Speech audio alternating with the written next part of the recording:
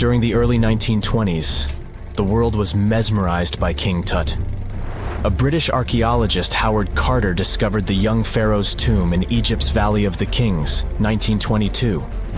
But the public wasn't only interested in gold and jewelry. The press wrote about the curse of the pharaohs. But was it true? Was an ancient curse really the reason everyone entering the pyramids lost their lives? At the time, this was the only explanation for a series of unexplained passings. The man present at the opening of King Tut's burial chamber, George Herbert V, Earl of Carnarvon, lived only 5 more months after the discovery. He had also sponsored the dig. In comes Sir Arthur Conan Doyle. You probably know of him, the English writer behind Sherlock Holmes. He claimed that an evil elemental caused the explorer's demise. He must have been joking, right? Unfortunately, no. The newspapers continued to blame the pharaoh's curse after every Egyptologist left this world. These are the scientists who study the ancient cultures of Egypt. The archaeologist who opened King Tutankhamun's tomb passed away full 17 years after the discovery. The reason for it wasn't a secret: Hodgkin's disease. Yet again, journalists around the world wrote of a curse. This was getting ridiculous. But science must have had a rational explanation, right? Well, it did. And that explanation was common mold. Harmful fungi, Aspergillus, can survive for ages in sealed tombs.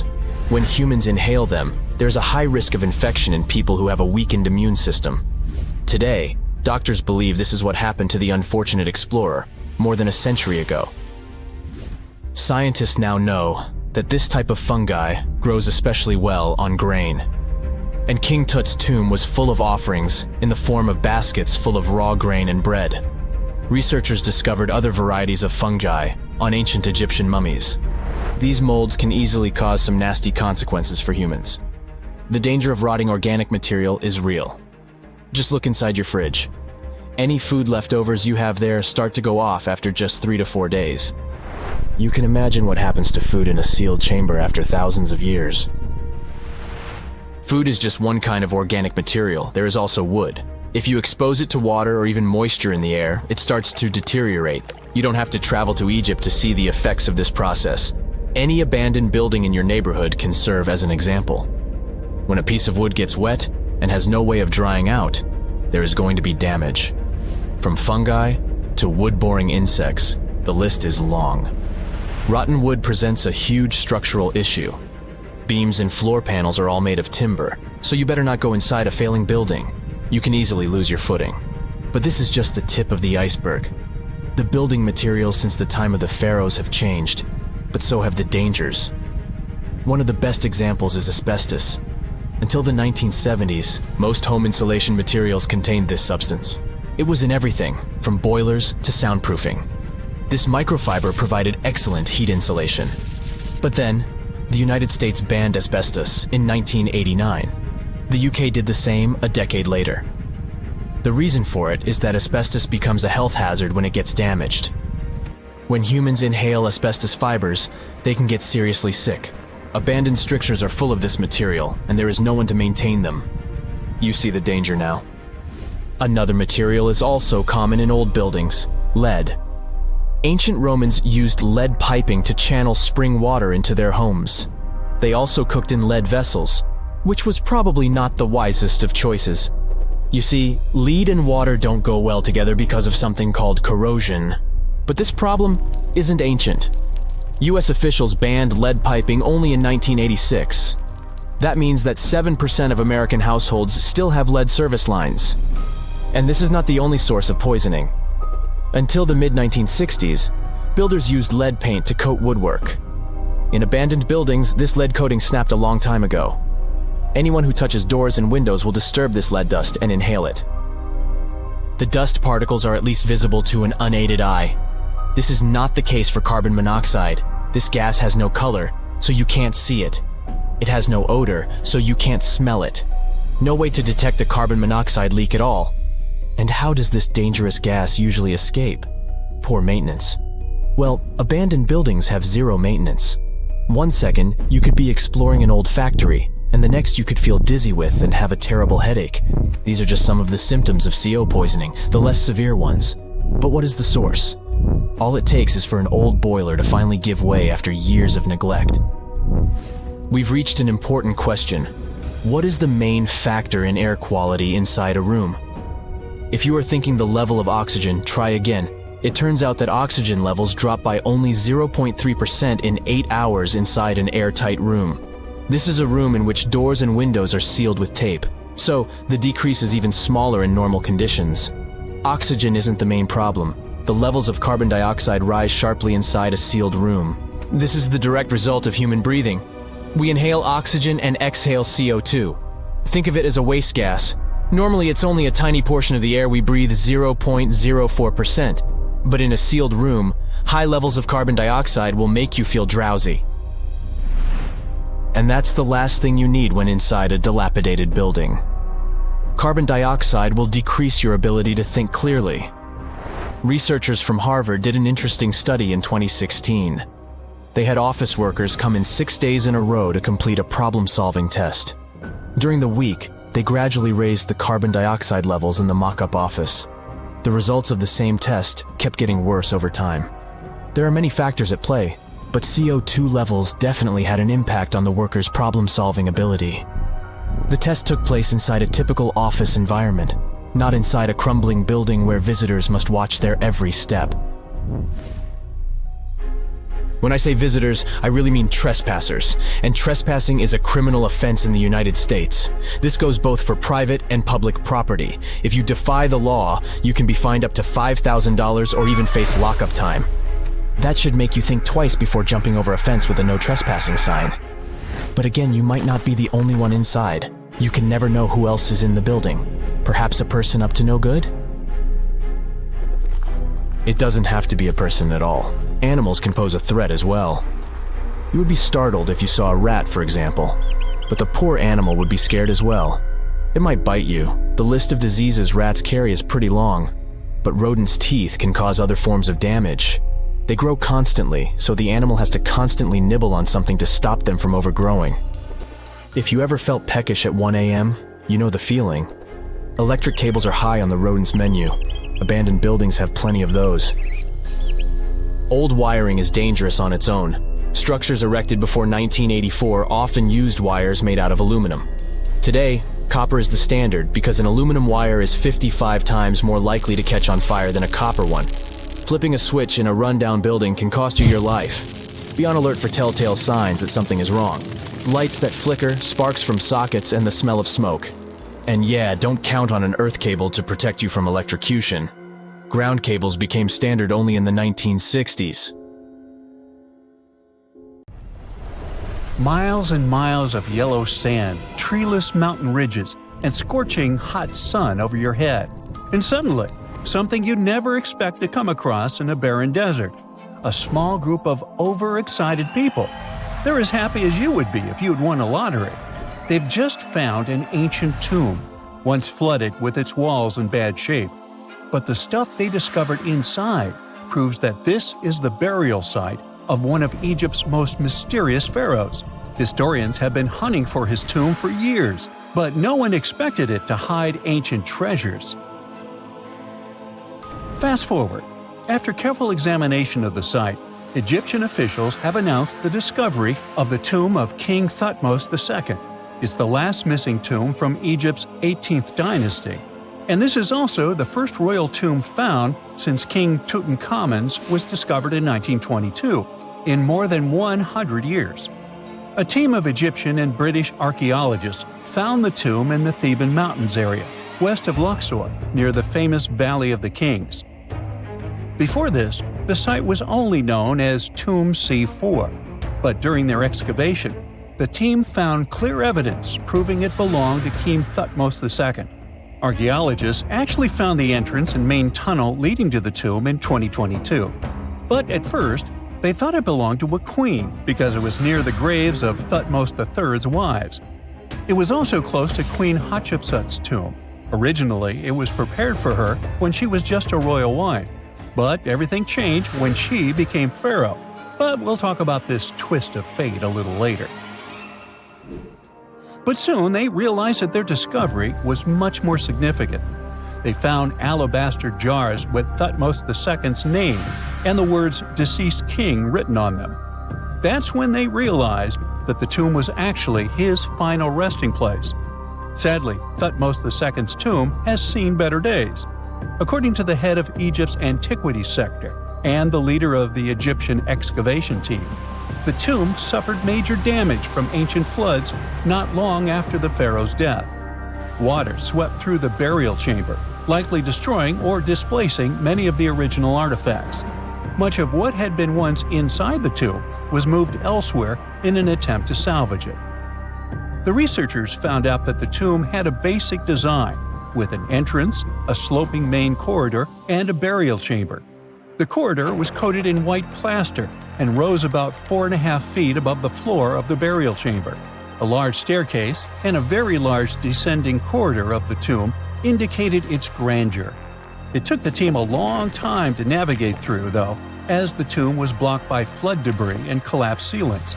Only after crawling through a 32-foot passageway with a small 16-inch gap at the top, the worst nightmare for those of us with claustrophobia, were they able to reach the burial chamber. There, they were in for another surprise. They cleared the debris, expecting to find the crushed remains of a burial beneath. But the tomb turned out to be completely empty, and it was not due to robbery. It had been deliberately emptied. The researchers soon realized that the tomb had been flooded since it had been built underneath a waterfall. It happened just a few years after the king's burial, so the contents of the tomb were moved to another location. That's why there was a second corridor in the tomb. It was most likely made to help remove King Thutmose II's body from his flooded tomb. Despite the damage, the excavation team made some really exciting discoveries. They found traces of mortar decorated with blue inscriptions, yellow stars, and fragments from the Book of Amduat, one of the most significant funerary texts in ancient Egypt. The book was meant to guide the deceased through the underworld, ensuring a safe journey to the afterlife. Now, how about we sneak a peek at ancient Egypt's 18th dynasty? It was all about conquering lands, expanding the empire, and building jaw-dropping monuments. Some of the biggest names from that era, Thutmose I and Thutmose III, both legendary warrior kings who left their mark in history. Thutmose I was a fierce fighter who led major military campaigns, pushing Egypt's border further south than ever before, all the way to the fourth cataract of the Nile. His victories gave Egypt access to new trade routes, stronger political ties, and more wealth. His conquests were so significant that they were recorded in the tombs of his top officials. Thutmose III, sometimes called Thutmose the Great, took things even further. He was not only an incredible military strategist, but also the commander of Pharaoh Hatshepsut's armies before becoming king himself. He led between 17 and 20 military campaigns, winning every single one and expanding Egypt's empire to its peak. He even created the world's first navy. Thutmose III is often remembered as Egypt's greatest warrior pharaoh. And sandwiched between these two powerhouses was Thutmose II, a pharaoh who doesn't get nearly as much attention. Hey, the middle child, right? His reign lasted only about 5 years before he passed away at around age 30 in 1479 BCE. He is kind of a mystery. No one really knows what he accomplished. For the longest time, even the location of his burial site was totally unknown. His body was actually found in the 19th century. It was just lying around in the mortuary temple of Deir el-Bahari, in a secret chamber where priests used to hide royal mummies centuries after their original tombs were looted by grave robbers. In other words, Thutmose II's body must have been moved from his original resting place at some point in history to protect it. During his lifetime, Thutmose II made at least one major impact on Egyptian history. He married his half-sister, Hatshepsut. That might not sound like a big deal, but it helped her become Egypt's greatest female pharaoh after he passed. The catch? She kept her stepson, Thutmose III, off the throne for decades. When he finally took power, he erased her name from history out of spite. And still, Hatshepsut is one of Egypt's greatest pharaohs, no matter if you're talking about a man or a woman. She brought a lot of wealth and art to Egypt. She led a big trading trip to a place called Punt, where she brought back things like gold, ebony, and incense. She also made sure her name lasted by building amazing structures that we can still see today. At Karnak, she added huge obelisks. One of them is still standing tall. She also was the one to build the Temple of Dir al-Bahre with its countless columns. She was buried there. Interestingly, Hatshepsut was often shown in art as a man with muscles and a beard, like how pharaohs were usually depicted. But she made sure there was always something in the artwork that reminded people she was a woman, like calling herself Daughter of Re or His Majesty herself. When she passed away in 1458 BCE, Egypt wouldn't have a female ruler as powerful as her until Cleopatra, about 1400 years later. According to Egypt's Supreme Council of Antiquities Secretary General, isn't that a mouthful? Hatshepsut's name actually appears in Thutmose II's tomb, meaning she might have even handled his burial. As for their final resting places, well, Hatshepsut was buried in the Valley of the Kings, and Thutmose II's mummy is now in the National Museum of Egyptian Civilization, alongside other ancient Egyptian rulers. It gives visitors a rare chance to see the remains of a nearly forgotten pharaoh. Now, experts consider the discovery of his tomb to be one of the most significant in recent years. The artifacts found there add important details to our understanding of the history of the region and Thutmose II's rule. And even though the tomb's design is fairly simple and follows the same architectural style preferred by later Egyptian rulers, its historical importance is undeniable. In any case, the mission isn't over yet. Archaeologists are now focusing on solving another mystery. Where did the rest of the tomb's contents end up? The team is determined to continue their search. Who knows what other secrets they will uncover that have remained hidden beneath the sands for thousands of years. Egyptologists have been digging around every inch of the Great Pyramid for ages. Yet somehow, they overlooked this stunning pink granite bathtub buried a few miles next to it. And here's the deal. This mysterious oval tube lying next to the Khufu pyramid for years may provide evidence that the Egyptians built the pyramids not only for monumental purposes, but also to generate electricity, experimenting with it long before Alessandro Volta and Thomas Edison. The Giza Plateau is famous for its three pyramids, Khufu, Khafre, and Menkaure. But there are also two smaller foundations next to them, the unfinished North Pyramid of Zayet el-Aryan and the Layer Pyramid. Some researchers say these buildings were never finished, while others think they were destroyed for more mysterious reasons. One of these reasons might have to do with the original usage of the Giza pyramids, the idea that they were used as an electricity generator. To connect these dots, we need to go back to the beginning of the 20th century. That's when an Italian architect and Egyptologist named Alessandro Barsanti decided to examine the Zayet el-Aryan pyramid. Near the site, he noticed something unusual: scattered granite fragments. To a casual passerby, these might have seemed insignificant, but Barsanti recognized the signs. You see, ancient Egyptians often used sites to prepare stones before transporting them to their final destinations. The fact that there was granite on the ground intrigued him. Granite was a more expensive material than the limestone typically used for pyramids, which suggested that it might have been intended for an important and possibly hidden structure. At a depth of 68 feet, they encountered a huge pink granite block. He kept going with the excavations, and they revealed ancient inscriptions carved into the stones. They sent the drawing to experts, but no one could decipher what they meant. Were they instruction sets to something? That's when Barsanti made his biggest discovery. He found an oval-shaped vat carved from pink granite and polished to a mirror-like finish. The thing is, the vat had been carefully sealed. When they opened it, they found a thin black residue along the walls. I'm thinking something in the lines of a black oily substance. This discovery raised many questions for him. It didn't make sense to him that ancient Egyptians would go above and beyond to seal and protect this strange vat. By 1911, Barsanti had to abandon his effort to figure out what was the deal with that mysterious pit. But his findings intrigued researchers all over the world, and they've got their own opinions about it.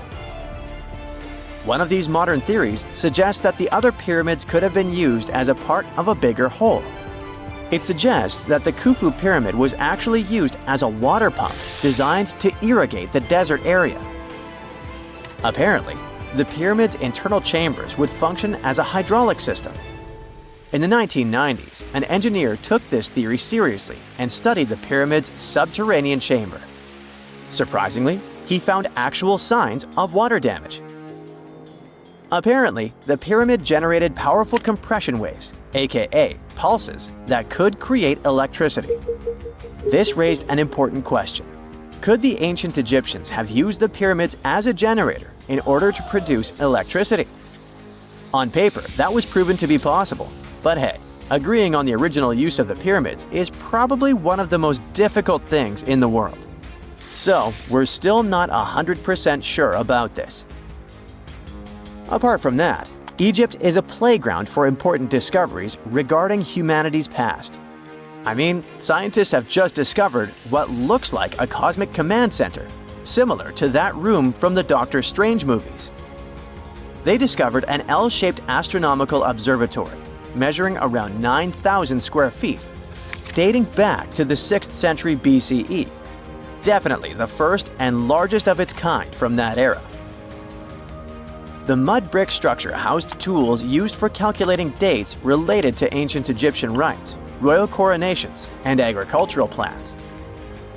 This observatory is located in the archaeological site known as the Temple of Phuto, just 50 miles east of Alexandria. It's pretty impressive. The structure was designed so that you'd get inside the room through an east-facing entrance. This way, you'd get to see the sunrise. Once inside, you'd find a pretty huge shadow clock, used to tell time by tracking the movement of shadows inside the room. This variant of a sundial clock was nearly 16 feet long. That was quite an exciting discovery. Another interesting one was that scientists and Egyptologists have discovered the first ever pregnant mummy. Now, even if we know quite a lot about mummification processes, we keep making discoveries that open new doors into the lives of ancient Egyptians.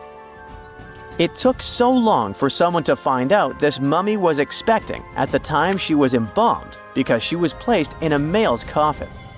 More specifically, a male priest.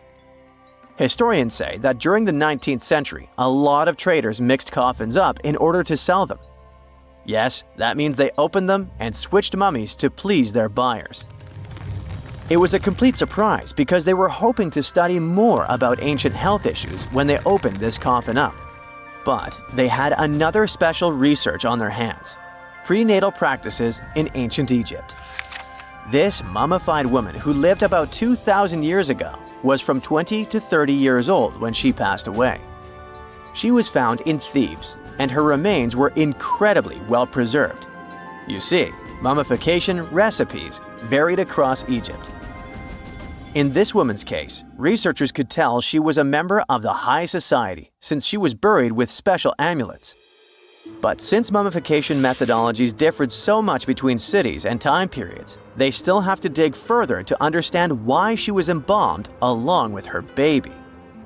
Speaking of mummies, scientists were digging up a final resting place in Saqqara, also in Egypt, and they unearthed 2 embalming workshops.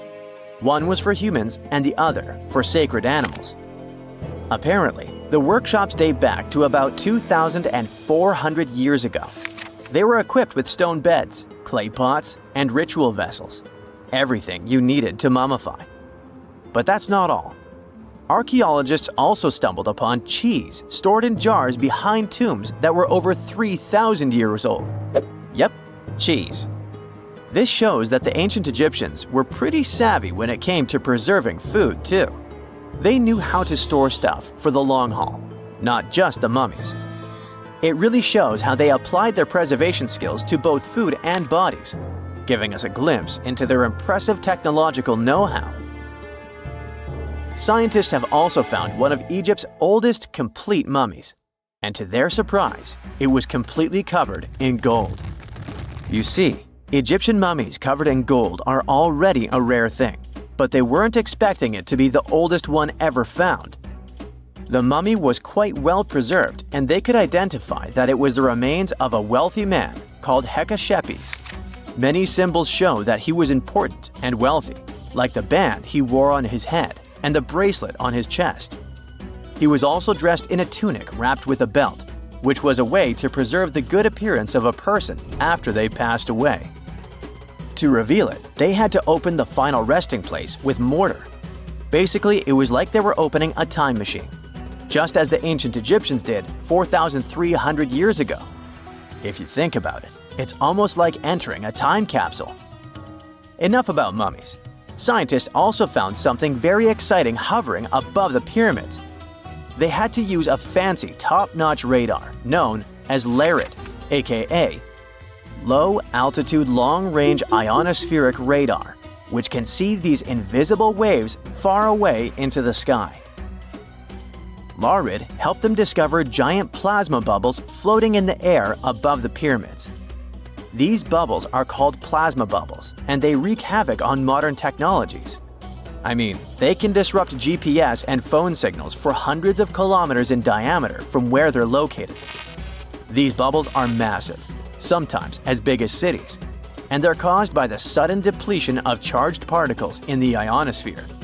So, instead of spreading out evenly throughout the ionosphere, they stick together in this wave-like form. This was a pretty important discovery because it can help scientists understand how to prevent these waves from messing with our technology. Something strange is lurking beneath the sands of Giza, and scientists have no idea what it is. Archaeologists just found a hidden structure near the Great Pyramid using advanced ground scanning technology. What's inside? Nobody knows, but excavations are already underway. The Great Pyramid of Giza is one of the most famous monuments on Earth, but it doesn't stand alone. It's surrounded by an ancient necropolis, a massive royal graveyard filled with tombs and monuments. They belong to pharaohs, nobles, and other high-ranking officials. Most of these tombs are above the ground. They're called mastabas, rectangular, flat-roofed tombs built from limestone or mud brick, and they've been studied for decades. But from old movies, we know that these weren't simple graves. They have deep vertical shafts leading to underground burial chambers, where the past was sealed away for eternity. And recently, archaeologists found one curious empty space in the cemetery, a completely unexplored patch of ground. No mastabas, no visible ruins, nada. For years they ignored it, but between 2021 and 2023, they decided to investigate. They didn't dig though. Instead, they used a technology that kind of acts like X-rays for the ground. These radars let scientists see the secrets hidden there. And there was something hidden beneath the sand, something deliberately buried and forgotten. A two-part underground structure. One part was shallow and L-shaped. It's about 33 feet long and buried just 6.5 feet deep. But below that, a deeper, more mysterious anomaly, a structure completely different from anything else in the area. They called it a highly resistive anomaly, which means it's dense and solid, likely made of stone, sand, or even metal. And still, no one has a clue what's inside it. Now, it's clear that humans made the L shape. It wasn't formed by nature. And the shallower structure might have been an entrance to whatever is hidden below. But they only have some theories about what might be hidden there. It's also filled with sand and gravel. It was probably deliberately backfilled after its construction, perhaps to preserve this. Why? Well, we don't know yet. The archaeological team will need to excavate to understand what exactly this thing was and why it was built. The first guess is a lost burial chamber. Many tombs in Giza have underground burial sites, but most have clear surface markers. This one, for some reason, has nothing. But it could be one of them. The second guess is an ancient offering chapel. Egyptologists know that some chapels were built in this shape, but usually they were above ground, not buried like this. And finally, it might be something we've never seen before. If this turns out to be a new type of structure, it could rewrite what we know about the burials of pharaohs. The only way to know for sure is to dig it up. And that's exactly what's happening right now. Excavations are already underway. Archaeologists are racing against time to uncover the truth. But there's a real danger there too. Giza's fragile ancient structures need to be handled carefully. Otherwise, they could be damaged beyond repair. So all we can do is wait for the truth. Now, these tombs always held fascinating mysteries. Unfortunately, we'll never learn tons of these mysteries because of some relentless tomb robbers. Egyptian tombs were built to guard the bodies for eternity. But that absolutely didn't stop people from breaking in and stealing everything valuable inside. They've been bothering these ancient sites for thousands of years, starting way back in Pharaoh's times. Many of the most famous tombs, including those in Giza, Saqqara, and the Valley of the Kings, were looted. It was a common practice in ancient Egypt. And they were serious about this whole thing. They dug secret tunnels to bypass traps and walls, bribed or threatened tomb workers to get inside knowledge, cracked open sarcophagi to grab gold, jewelry, and artifacts. And by the time modern archaeologists got to most of these tombs, they had already been picked clean. The reigning pharaohs got tired of this infuriating nonsense. The Valley of the Kings, the famous burial ground of Egyptian royalty, was supposed to be the ultimate safe zone. Tombs were built deep underground, hidden in the desert. Passages were sealed with giant stone blocks. False doors and traps were added to confuse thieves. Even curses were written on the walls, warnings of horrible endings for anyone who dared to disturb the tomb, which is exactly where we got all those horror stories about mummies from. Spoiler alert, none of it worked.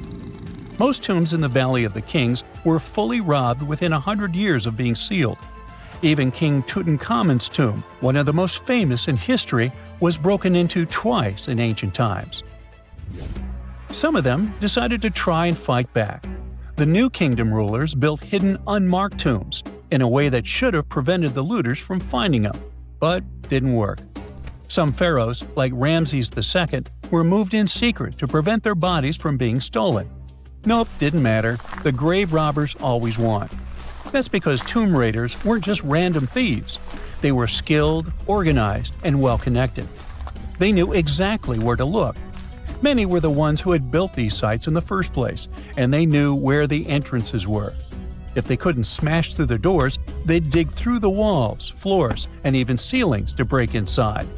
They also worked fast, often within a few years after the tombs were sealed, before anyone forgot where the valuable stuff was. The Khufu's pyramid, the one that's next to this newly discovered structure, was looted long before modern times. The one thing left inside when explorers got there? An empty granite box where the sarcophagus used to be. Unfortunately, it's not just about gold. History itself gets stolen during these raids. Ancient Egyptians wrote detailed records of what exactly and where they buried. So when archaeologists compare these lists to what's found, they can see what's missing, which is often everything valuable. Most artifacts don't end up in museums. They just disappear into private collections, where they can never be studied again. Which is, of course, completely unfair.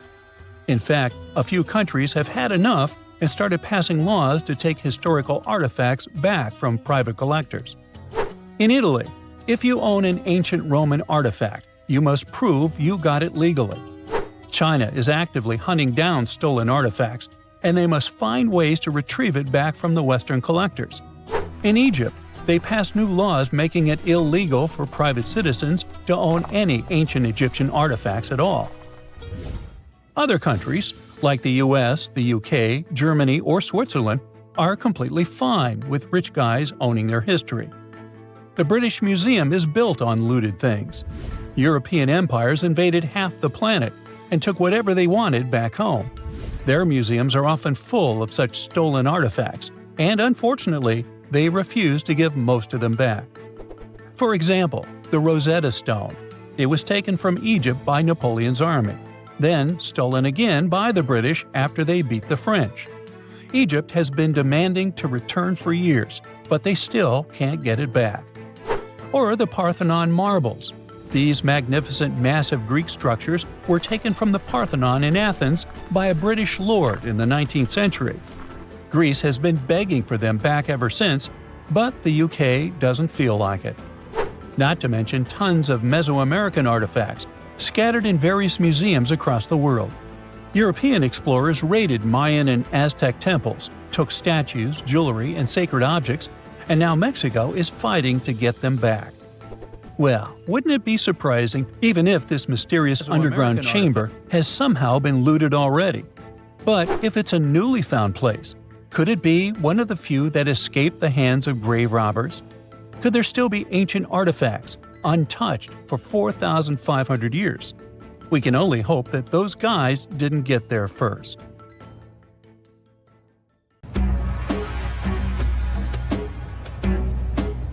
This is not a dune set. This is a very real desert in Niger.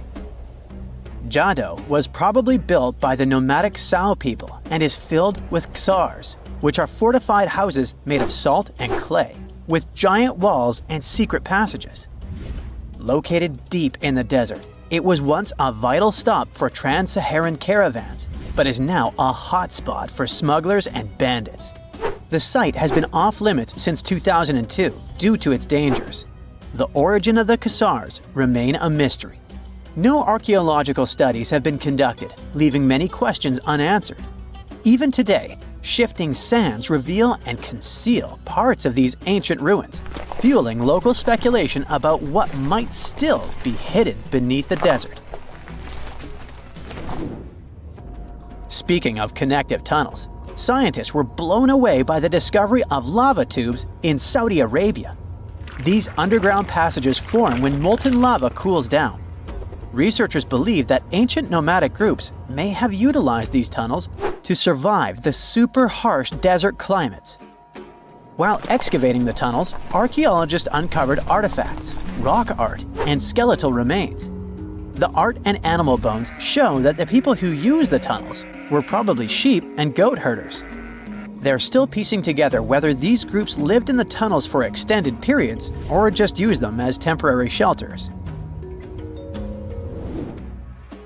The Great Pyramid of Giza has been standing for thousands of years, but it's still hiding secrets. Using special scanning technology, scientists found two hidden structures under an ancient burial ground. The first is a shallow L-shaped structure, and below it is a much larger space that could be a final resting place or a chamber. The smaller structure was filled with sand on purpose, while the deeper one might be an empty chamber. Experts believe the two are connected, possibly as an entrance leading to a secret chamber. This is big news because it might give us some more insight into who built the pyramids and why. The world is full of ancient writing, but some messages refuse to give up their secrets, like the mystery of the Bashplemi tablet. This unusual stone, pulled from a lake in Georgia, is covered in symbols no one can read. Even with modern technology, experts are completely stumped. The tablet is about the size of a book, with 60 symbols carefully carved into its surface, but 39 of them don't match any known language. Some resemble scripts from ancient civilizations in the Middle East, India, and Egypt, but none are an exact match. To make things even trickier, part of the tablet is broken off, meaning a piece of the puzzle is missing forever. To rule out a hoax, scientists studied the tablet closely. They confirmed it's made of vesicular basalt, an extremely tough local rock. Whoever carved these symbols must have been really skilled. Based on similar archaeological finds, experts believe the tablet could date back thousands of years, possibly to the late Bronze or early Iron Age. Some symbols repeat, which could mean they're numbers. Maybe it's an inventory list, a record of battles, or even an offering to the deities. Until someone cracks the code, the Bashplemi tablet remains an unsolved mystery from the depths of history. Experts are still stumped with what this Minoan disk might mean. The Phaistos disc is one of the most mysterious finds from the Minoan civilization. This 6-inch clay object, discovered in 1908, has strange spiral markings that no one has fully decoded yet. The disc has 241 symbols on both sides, showing everything from people and animals to tools and plants. Experts have come up with many theories about what the symbols mean. Some think it's an early form of Greek. Others suggest it's a prayer or a hymn. And some even believe it could be a letter from a king in Anatolia to a Greek ruler. Let's see who will be the first to figure this out. It's always a fun day at an archaeologist's office when they find something as big as a 2,000-year-old marble head. A French archaeologist mission went digging inside an old medieval house near Alexandria in Egypt and found a statue's head depicting an old, possibly ill man. This statue dates from the last Egyptian dynasty before it became part of the Roman Empire, and the site where it was found is associated with the likes of Cleopatra and Mark Antony. For archaeologists, even the smallest finds at this site means a lot. You've heard of Lucy, right? The Australopithecus that was an early ancestor for us humans. Well, scientists found some of her species' footprints somewhere in Tanzania. The so-called Laetoli footprints are over 3 million years old. The trail stretched 88 feet and has about 70 footprints, left behind when a bunch of early humans walked across some wet volcanic ash. What's cool is that these early humans were already walking on 2 feet, like us, not all hunched over like apes. The close spacing of the prints shows they probably had short legs and a shorter stride than we do today. In an ancient Egyptian temple, archaeologists uncovered a shrine unlike any other, a place dedicated to falcons and 2 mysterious deities. One deity had a falcon's head, while the other wore a crown with a sun disk and cow horns. But the most baffling discovery was an inscription that read, "It is improper to boil a head in here." At the heart of the shrine, there are 15 headless falcons carefully arranged on a pedestal, likely as offerings to the falcon-headed deity. One theory suggests the birds were boiled first, perhaps to pluck their feathers, before being placed in the shrine, following the strange rule carved into stone. Archaeologists also found a 13-inch iron harpoon nearby. Its true purpose remains unknown, although the shrine also held remains of fish, mammals, and bird eggs, suggesting that the rituals may have included feasting. And speaking of ancient Egypt, meet Hathor. Scientists named her after the ancient Egyptian deity of motherhood, music, and singing. This wooden statue, housed at the Metropolitan Museum of Art, was thought to be just a beautiful artifact, until a surprising secret was uncovered. Using an X-ray machine, experts found a mechanical operating system inside it, with pulleys and axles connecting her shoulder to her left leg. When activated, the system made her hand raise and lower, an engineering marvel from over 3,000 years ago. The statue was created during Egypt's Middle Kingdom, around 1800 BCE, and is often compared to 19th century automata due to its advanced design. It's believed the statue was used in religious ceremonies, symbolizing Hathor's role in dance and music. An unexpected discovery happened in northern Kuwait, where a Kuwaiti-Polish team uncovered a mysterious 7,500-year-old statue. The statue features an elongated skull, no mouth, narrow eyes, and a flattened nose. This feature is thought to be an Ophidian figurine, named after the Greek word for snake, and it was likely made by the Ubaid culture, a civilization known for their pottery skills. While no one knows exactly what role this weird statue played, it might have been linked to rituals or symbolic practices. Some scientists think these figurines, found in homes or final resting places, were tied to important cultural beliefs. We couldn't mention unresolved mysteries of this world without speaking about these elongated skulls. In the deserts of Peru, researchers uncovered 5 ancient skeletons, 2 with unnaturally elongated skulls. While head shaping was common in many cultures, these skulls defy explanation. Local legends tell tales of the so-called gentiles, a mysterious race banished underground by the powerful deities. Some say this is what the skulls represent. Others think this is some type of genetic anomaly, which was confirmed after finding an infant skull, too large to be artificially shaped. Secant, cosine, tangent, sine, 3.14159. Yeah, that was the cheer we heard coming from the trigonometry club back in the day. For the rest of us in math class, terms such as sine, tangent, and pi were just bewildering. Who invented these and why? Was their only purpose to make it harder for students? Well, not quite. Trigonometry was invented by the ancient Egyptians. They needed this knowledge to construct pyramids, and they did a pretty good job too. The Great Pyramid in Giza still stands today, some 4,500 years after it was built. No recalls either. So let's get out of that classroom and on a journey through time to reveal the secrets behind the ancient Egyptians' precision. Here you are, standing on the Great Pyramid's construction site, some 9 miles from Cairo. Well, the city still isn't there, as you're surrounded only by the desert and teams of construction workers. They're transporting large stone blocks weighing 2.5 tons each. They're inside a wooden sled that sits on large rollers. A crew of 8 men rolls these blocks along the ground. You immediately think of the rollers on a supermarket cash register. The principle is exactly the same, but the scale is greater, much greater. Scientists estimate that the Egyptians used 2.3 million such blocks in the Great Pyramid alone. And the block in front of you is one of the lighter ones. The heaviest of them weighed up to 15 tons. But where did all these blocks come from? Most of them originated from quarries around Giza. It's not that impressive, you think, but wait until you hear how ancient engineers transported the granite used in construction over 500 miles to the pyramid.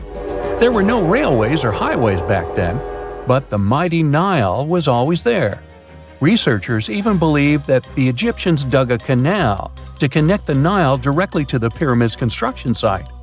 All they had to do then was to wait for the flood season to begin, and voila! The rising water levels floated the heavy stone blocks for them. But how did they lift the enormous stones on dry land to stack them up to the top? Did they use oversized cranes? Well, ancient Egyptians worked around this problem, literally speaking. One of the workers is now pointing to the giant ramp going around the pyramid they're building. This is how a mountain road zigzags its way to the top. If the ramp went directly to the top of the pyramid, then workers couldn't pull the stone blocks along it. It would be too steep. Scientists have calculated that 8% could be the maximum incline. So ancient Egyptians just extended the ramp around the pyramid. Again, these are all theories, as the ramp could have been inside the pyramid, as some researchers suggest. The exact building method is still a mystery, guarded by the Sphinx. That's its real name, right? Wrong. As the Great Sphinx is just the statue's alias. You know, the name writers take when they want to hide their true identity, or a singer's stage name. The Sphinx's real name, translated from Egyptian, means Horus in the horizon. That was the name for the Egyptian deity of the sky. The trail of mystery doesn't end there, as a man walks past you with a bucket of paint. He's going to add a touch of color to the Great Sphinx. Researchers found specks of this red color next to its ear. That was some strong paint, as it survived for thousands of years. You are now standing straight in front of the Sphinx. You look up. It's very tall, right? 66 feet to be precise. Now resist the urge to take a selfie. You can do it. Now you notice something else. It looks like the Sphinx is in the center of a giant triangle in the back. That's one side of the Great Pyramid. And no, your eyes are not playing tricks on you. The Sphinx really does sit in the center of the pyramid's lateral face. Here's where math comes in handy. A pyramid has 4 sides, called lateral faces. There's also a 5th face, the base, but that's not visible. It's, wait for it, face down. The Sphinx has one last mystery to reveal: its age. Scientists agree that Pharaoh Khafre built the Sphinx. He ruled after his father, who had built a great pyramid nearby. So both structures were finished around the same time. Let's talk about numbers again. You've heard of Cleopatra, the Egyptian princess described as a woman of great beauty. Hello? She saw the pyramids, but she lived closer to the time of the first iPhone than the time of the people who built the pyramids. Fascinating, right? You can see thousands of people around you. They're working hard to build the pharaoh's tomb. But how many of them are there exactly? One Greek philosopher estimated there were as many as 100,000 workers. Seems like an okay number for such an enormous structure, but it can't be true. Science simply can't back up this number. Egyptologists put the total number of workers at 30,000. And yes, Indiana Jones was one of them, at least on the big screen, but he showed up late. Egyptologists know a lot about the pyramids, but not everything. Not because they don't want to, but because they haven't yet dug up enough evidence. They can only guess how the building process went. First, engineers would arrive to choose the right spot and do the necessary measurements. That's why they needed all that complicated math. Then, it's time for sourcing the material, the large stone blocks I mentioned earlier. When boats deliver them to the site of the future pyramid, workers can finally do their thing.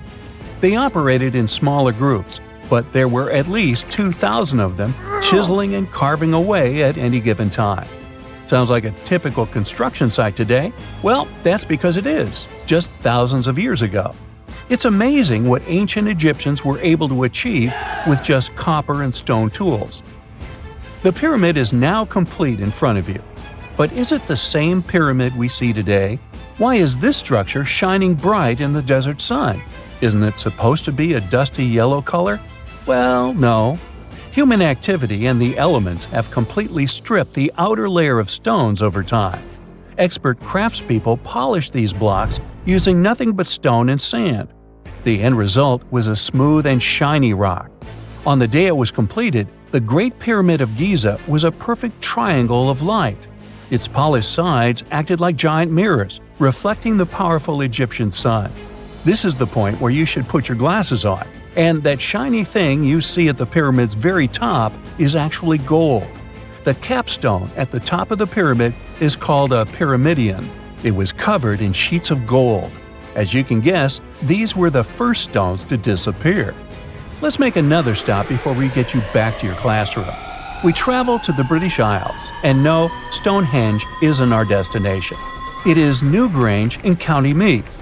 Scientists estimate that the ancient peoples of Ireland built this stone monument around the year 3200 BCE. This makes it older than both Stonehenge and the Great Pyramid in Giza. The function of the circular mound in Newgrange is the same as the one of the Great Pyramid and equally mysterious. The estimated amount of loose stone present in the valley is over 220,000 tons. And it's not just randomly thrown on a pile. The order in which the stones are set makes the structure water-resistant. That would explain how Newgrange had survived for so long. Kinda makes you want to splash out the cash for that waterproof phone case, huh? Well, you're back in your school desk, but today's math lecture is the last thing on your mind. You're thinking about how great the Egyptian pyramids are, and if we have something similar today. It turns out modern engineers are just as impressed with the Great Pyramid as you are. There's a glass pyramid sitting in the main courtyard of the famous Louvre Museum in Paris. The panorama of San Francisco wouldn't be complete without the 48-story Transamerica Pyramid. But Las Vegas went the furthest. There we find the Luxor Hotel. It's so big that it's the third largest pyramid on the planet. And guess what's in front of it? Yup, a replica of the Sphinx.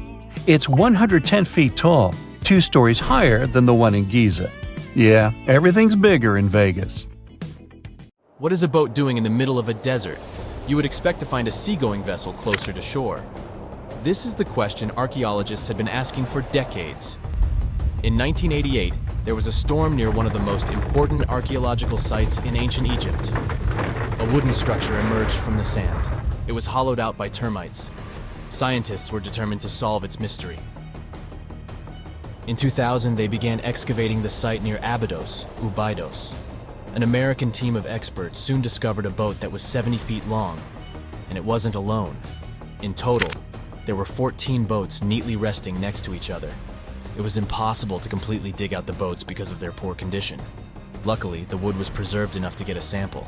Analyses revealed that the boats were around 5,000 years old, the oldest fleet in human history to this date. The time of their construction predates the pyramids at Giza by half a millennium. Each ship of the fleet rested in a vault that matched its dimensions. The room was roughly a third of the size of a tennis court. It had mud brick walls that featured more than 120 drawings of boats. Ancient Egyptians incised them on whitewashed walls that were excellently preserved. Scientists have known about these mysterious chambers for well over a century. 1901, 1902. A British archaeologist, Arthur Weigel, stumbled upon a strange structure west of the River Nile. His team caught a glimpse of the interior walls. Sadly, a section of the roof collapsed, so they had to call off further exploration. Researchers abandoned the site, but its location remained on the maps. The boat's position first led scientists to think that they rested on a bank of the mighty Nile. But there was a problem with this theory. Today, the river flows almost 7 miles west of Abydos. Further studies of the surrounding terrain showed the Nile didn't change its course throughout history. Also, if the boats floated near a dock, they would be in unstable positions. The 14 vessels at Abydos were perfectly parallel to each other. There was only one conclusion possible. Someone had deliberately placed them like that. They must have gone through a lot of effort. Each boat had enough room for up to 30 rowers. These vessels could really float. They weren't models, but scholars still don't know if they actually sailed any body of water in ancient Egypt.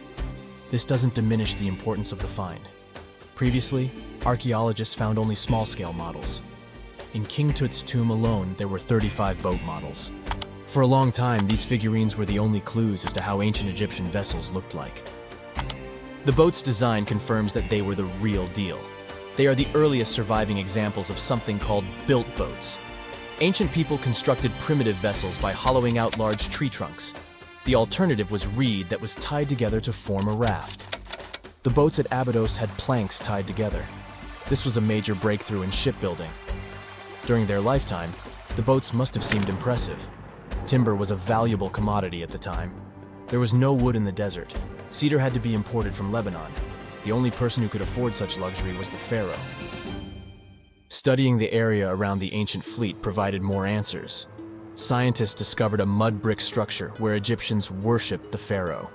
Its approximate date of construction matches that of the wooden boats. The same bricks out of which this building was made were used to encase the fleet.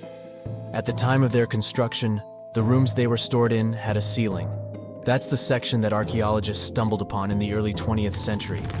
Just like mummies and coffins, these marvelous ships rested inside splendid vaults. The exterior of these rooms was also impressive.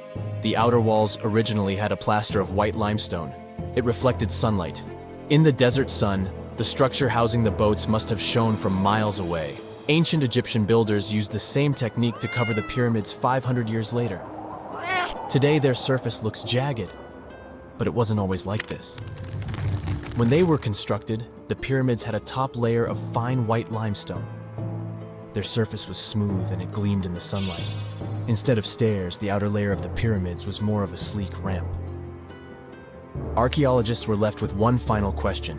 Which pharaoh owned the fleet? The answer lay just a mile from the site. This is where the tomb of a pharaoh from the 5th dynasty rested, King Senwosret III. Its time and style of construction matched the ones of the chambers with boats. The very end of his rule might explain how the boats ended up in the middle of the desert.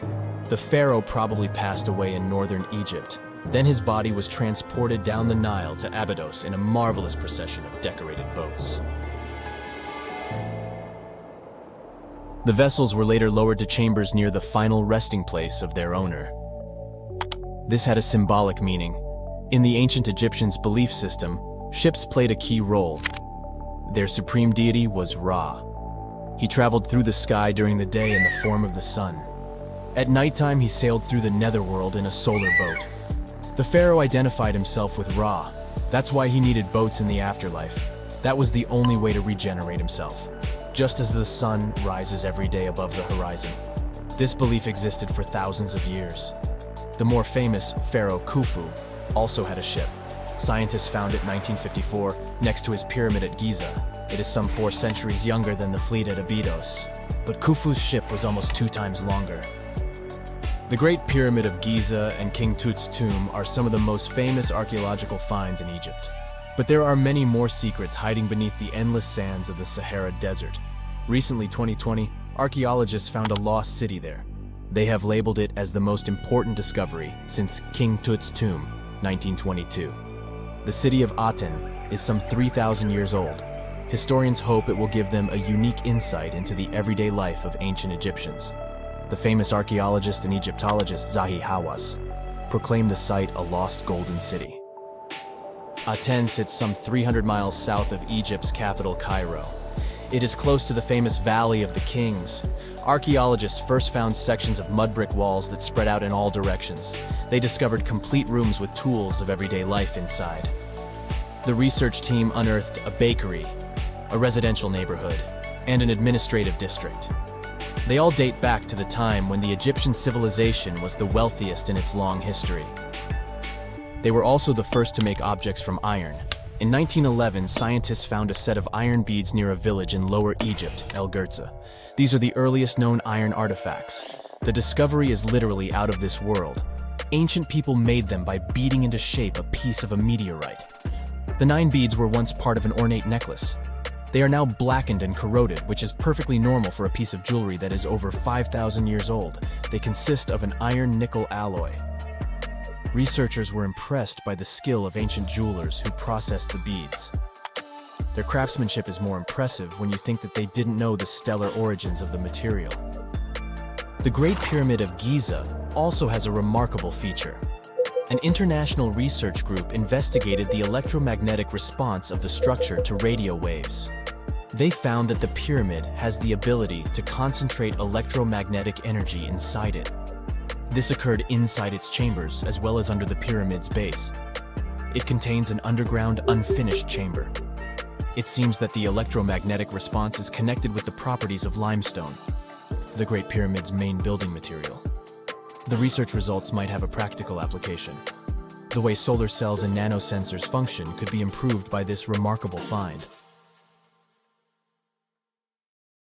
It's 1898, and you're taking part in excavations in Saqqara. This place, not far away from Cairo, is full of ancient tombs and pyramids. You're in your Indiana Jones mood and hope to find something really phenomenal to become famous. Gold, manuscripts, treasure maps, mummies of famous pharaohs. Wait, a wooden bird? You're really disappointed as it looks like a regular toy. An old one, but still. Little do you know that years later, someone would propose that your bird was actually an ancient monoplane. So the artifact, nicknamed the Saqqara bird, is made of a sycamore tree. The birdie has a wingspan of just 7 inches and weighs around 40 grams. A perfect original souvenir from Egypt, I would say. It's over 2,000 years old and looks pretty plain, without any carvings of feathers or other intricate ornaments. It has a beak and eyes, though, which makes our find look like a hawk, the emblem of the deity Horus. Its tail is rather unusual as it's squared, looks weirdly upright, and it seems like the sunken part of it was the place for a now missing piece. Humans love solving a good mystery, so there have been several attempts to explain the use of the birdie. First, quite simply, is that it was a ceremonial object. The second idea is that it was a toy for a child from some well-off family. It could have been some sort of boomerang, which was a popular concept in ancient Egypt. Then there was a theory that the bird had been used as a weather vane. But this one has been debunked as the figure doesn't have any holes or markings, except for the one made at the museum in Cairo to fix the exhibit on a stick. So there was no way to hang it in the past. Almost a century after the bird was found, Egyptologist Dr. Khalil Masiha proposed a new theory that it could have been a model of a monoplane. He believed the bird was missing a horizontal tailplane. Otherwise, it had its wings set at a right angle, similar to that of modern planes. It could have worked to generate the aerodynamic lift necessary for flights. Dr. Masiha also claimed that it was common at that time to place miniature models of technological inventions in tombs. So, did the ancient Egyptians really invent the plane in 200 BCE? That would make the Wright brothers, who are considered the inventors of aviation, really upset. They made one of their first flights only in 1903. There's just one way to know for sure, and that is to test the model. But you know, the ancient museum in Cairo would unlikely let one of their cherished exhibits fly around like a toy. That's why glider designer Martin Gregory built a similar model, this time of balsa wood, and concluded that even with the missing tailplane, the plane wasn't much of a flyer. Case solved? Not really. This didn't sound convincing enough to the History Channel, so they invited an aerodynamics expert to build another replica of the bird. He tested it in weather conditions similar to those in Egypt and was impressed with the little plane's abilities. So, if they did invent the prototype of a plane back in the times of pharaohs, it would be a good example of an oupart. That's an out-of-place artifact, an object that's way ahead of its time in terms of technology or history. And the Saqqara bird isn't the only example of such a revolutionary concept. In 1901, a group of divers retrieved the Antikythera mechanism from an underwater shipwreck near the Greek island of Antikythera. It's been dubbed the world's first analog computer, and it's currently dated around 100 BCE. The bronze mechanism could tell the position of the sun, moon, planets, and stars, as well as the lunar phase, the dates of upcoming solar eclipses, and even the speed at which the moon moves through the sky.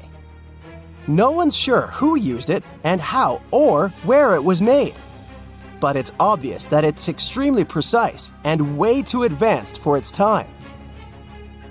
The first flushing toilets in the world were invented in the middle of the 20th century. Just kidding. The ancient Minoans on the Mediterranean island of Crete and the Indus Valley civilization both came up with this brilliant invention at the same time, around 4,000 years ago. The plumbing and sanitation were so well done that no one managed to design anything better until 2,000 years later. One ancient Minoan lavatory was discovered at the Palace of Knossos. It looks like it had a wooden seat set over a tunnel that directed water from a rooftop reservoir to an underground sewer. Other varieties got water from jugs.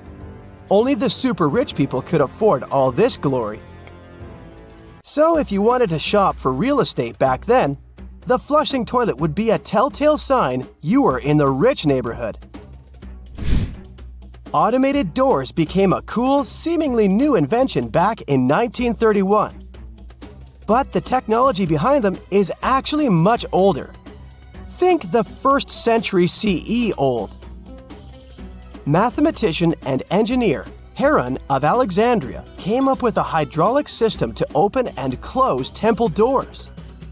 To bring it into action, you need to light a fire to produce heat.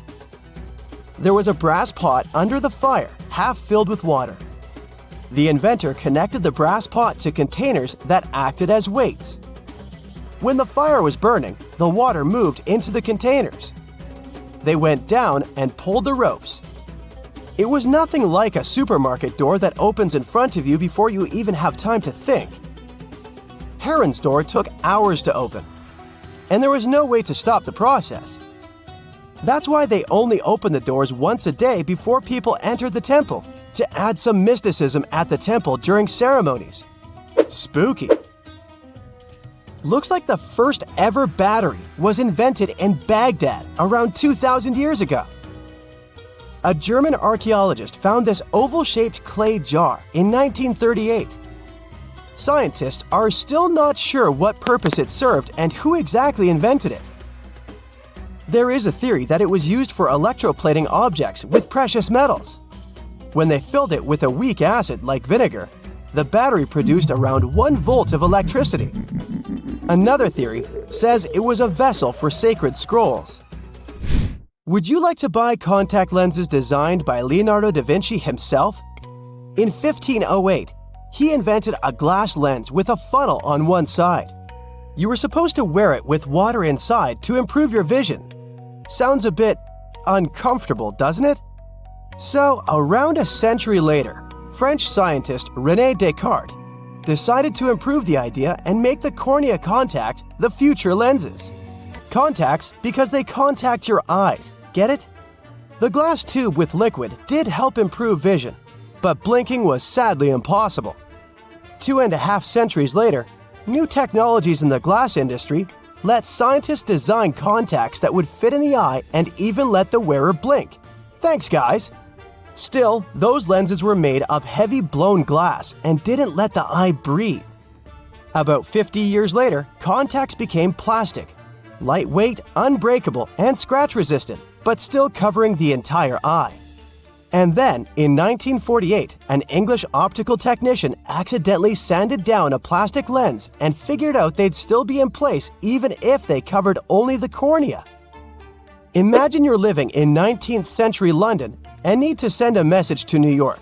It would have taken about 10 days to get there by ship. So when delivery time went from days to hours in 1858, it was a true sensation. The first message was sent by Queen Victoria herself. It was all made possible thanks to the transatlantic telegraph cable, running under the ocean. Sadly, the new cool invention only lasted a few weeks. It took years to bring it back to life. X-rays are a type of invisible radiation that can pass through our bodies and objects. They're very important in the field of medicine because they allow doctors to see inside our bodies without having to perform surgery. Now, let's dive into how X-rays work. They're a kind of electromagnetic radiation, just like light or radio waves. However, they have much higher energy than light, which makes them able to go through objects that light cannot. Imagine you have a powerful flashlight. If you try to shine it through a wall, the light won't go through because the wall is too thick. But these rays have enough energy to go through walls and even our bodies. The discovery of X-rays happened by accident in the late 19th century. A scientist was experimenting with cathode rays, which are a type of radiation. He was working in his lab and noticed that a nearby fluorescent screen started to glow, even though it was not directly exposed to the cathode rays. He realized that something invisible was causing the fluorescence, and he named it X-ray, because X is the mathematical symbol for something unknown. He continued experimenting with such rays and discovered that they could pass through many objects, like flesh and bones, but not through denser materials like metal. He also found that X-rays could create images on photographic plates, just like a camera takes pictures. The way this works is quite fascinating. Imagine you're standing in front of a bright light and you hold your hand in front of your face. Your hand blocks the light and you can't see through it. But if you place a sheet of tissue paper in front of your hand, some light will pass through, and you'll be able to see the outline of your hand. X-rays work in a similar way. When a doctor wants to take an X-ray of a part of your body, they will ask you to stand or lie down next to a machine. This device has a special plate that can capture the image. Let's say the doctor wants to further examine your arm. They will place the X-ray plate on one side of your arm and the machine on the other side. Then, the machine will produce a controlled burst of X-rays that pass through your arm.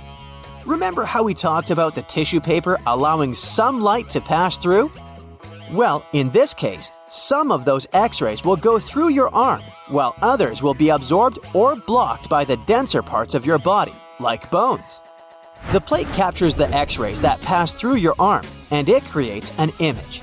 This image shows the bones and other structures inside your body, allowing the doctor to see if there are any problems or injuries. Now, you might be wondering why X-rays can pass through some things but not others. It has to do with the density and composition of the objects. Denser materials like bones absorb more X-rays, so they appear white in the image.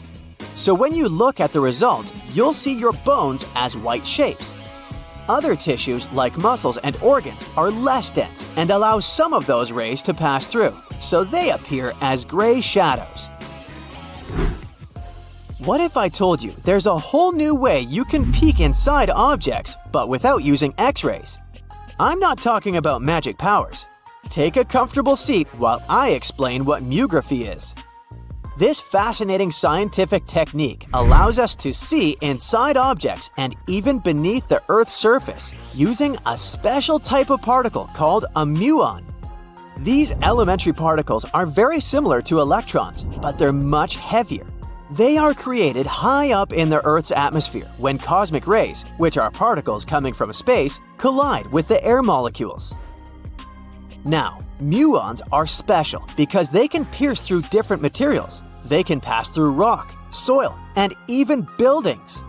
Scientists realized this potential back in the 1950s when they were studying cosmic rays and noticed that some of the particles could pass through thick materials. The first muography experiments took place in the 60s. Specialists discovered that muons can be detected using special devices called muon detectors. These detectors are usually placed underground or in specially designed laboratories to shield them from other particles and background radiation. Now let's dive into how muography actually works. Imagine you have a large object, like a pyramid, a mountain, or even an ancient statue, and you want to see what's inside without damaging it. First, detectors are positioned around the object or in the area you want to examine. These detectors are sensitive to muons and can track their paths.